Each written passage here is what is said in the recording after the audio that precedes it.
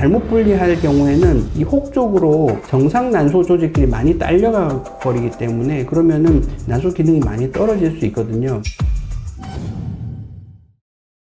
보통 난소에 물혹이 생겼다라고 얘기를 듣고 병원을 찾아오시는 경우를 많이 이제 만나게 되었습니다. 여성의 그 생식기 한번 보면서 제가 설명을 드릴게요. 자궁과 난소, 나팔관, 질로 이루어져 있는 이제 여성의 생식기 중에서 난소는 여성 호르몬을 분비하고 또한 그 배란, 난자를 만드는 그런 기능을 담당하고 있습니다. 그래서 난자를 만들어서 한 달에 한 번씩 배란을 하기 위해서는 일정 부분 이렇게 물집 또는 물혹 같은 게 생겼다가 없어졌다가 하는 것을 반복하는 그런 장기가 되겠습니다. 50세 전후에 폐경이 될 때까지 난소는 끊임없이 변화하는 장기입니다. 그래서 매 생리 주기마다 어느 시기에 우리가 초음파를 보느냐에 따라서 난소에 물혹이 생기기도 하고 없어지기도 하고 그런 일들이 반복됩니다. 배란을 하기 위해서 생기는 그런 혹들은 흔히 생길 수가 있어서 대개는 병이 아닌 경우가 많습니다.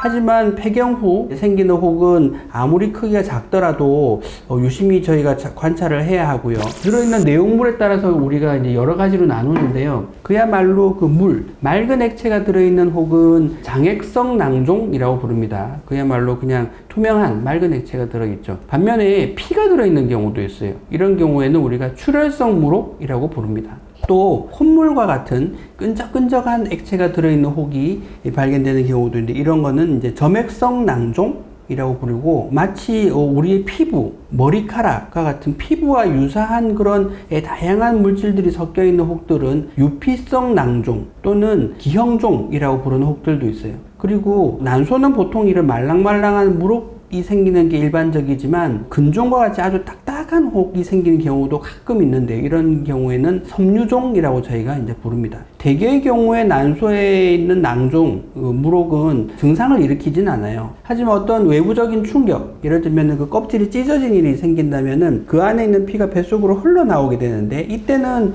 배가 갑자기 아픈 통증을 느낄 수가 있게 돼요. 또 하나는 이제 난소가 꼬이는 경우인데요. 난소는 이 고정되어 있지 않고 움직일 수 있게 되어 있습니다. 혹 중에 기형종 또는 유피낭종이라고 하는 혹은 안에 있는 딱딱한 내용물들 때문에 무게중심이 한가운데 있지 않고 어느 한 부분에 좀 치우쳐 있게 돼요. 그래서 많이 움직일 때 이게 몇 바퀴 돌아가게 되면 특히 2바퀴 이상 꼬이게 되면은 이 양쪽에 있는 혈관이 쫄려서 피가 안 통하게 됩니다. 그러면은 굉장한 통증을 느끼게 되죠. 오른쪽 난소가 꼬이면 오른쪽 아랫배, 왼쪽 난소가 꼬이게 되면 왼쪽 아랫배 통증을 느끼는 경우가 있습니다.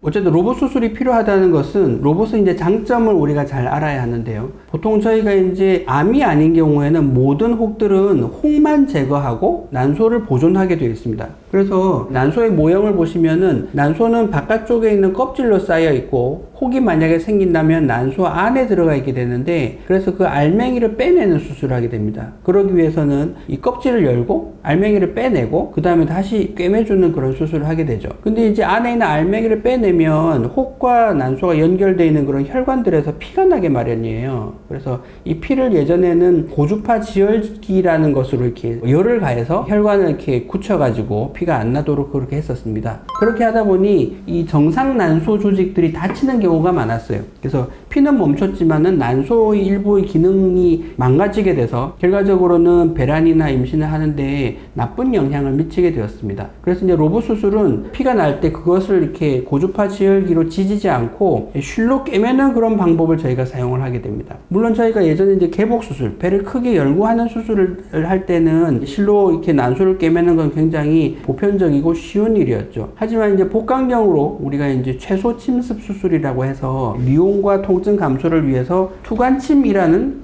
기구를 사용해서 우리가 복강경 기구, 내시경이나 아니면은 또 우리가 복강경 기구들을 이제 집어넣게 되는데 이 경우에는 꿰매는 게 굉장히 조금 어려운 일이 되었습니다. 왜냐면은 이렇게 손목을 자유롭게 움직일 수 있는 그런 기구가 없었거든요. 하지만 이제 로봇 수술이 개발되고 난 다음부터는 그런 일들이 가능해졌습니다. 이게 실제로 로봇 수술에 사용하는 팔인데요. 이 보통 제가 이제 로봇 수술을 할 때 이런 기구를 사용합니다. 요걸 이제 뱃속에 집어넣게 되면은 요 끝에 우리가 실과 바늘을 물어서 걸어서 그걸 이제 난소를 꿰맬 때 사용합니다. 보시면은 이렇게 관절이 구부러지게 돼 있어요. 그래서 이러한 그 구부러지는 형태의 관절은 우리가 손을 사용한 것과 동일하게 굉장히 이렇게 실과 바늘을 이용해서 난소를 꿰매고 지혈을 하는데 큰 도움을 이제 받게 되었습니다. 그래서 로봇 수술로 이제 난소 낭종을 제거를 한다면은 가입력 보존, 그러니까 앞으로 아기를 낳아야 하고, 그리고 이제 임신이 필요한 분들한테는 매우 큰 도움이 될 것으로 생각됩니다. 혹의 종류에 있어서는 대부분의 혹들이 이 로봇 수술이 가능해요. 물론 이제 수술 이외에 이제 다른 방법들, 예를 들면은 경화술 같이 난소의 기능을 이제 최대한으로 보존하는 시술을 저희가 하고 있는데, 액체로 된 것은 바늘로 찔러서 우리가 흡입이 가능하지만 액체가 아니고 딱딱한 그런 혹들, 예를 들면은 그 기형종, 유피낭종 같은 경우에는 그 안에 액체가 아니라 고형 성분, 딱딱한 물질이 들어있기 때문에 이 주사기나 바늘로 액체를 빼낼 수가 없거든요. 이 경우에는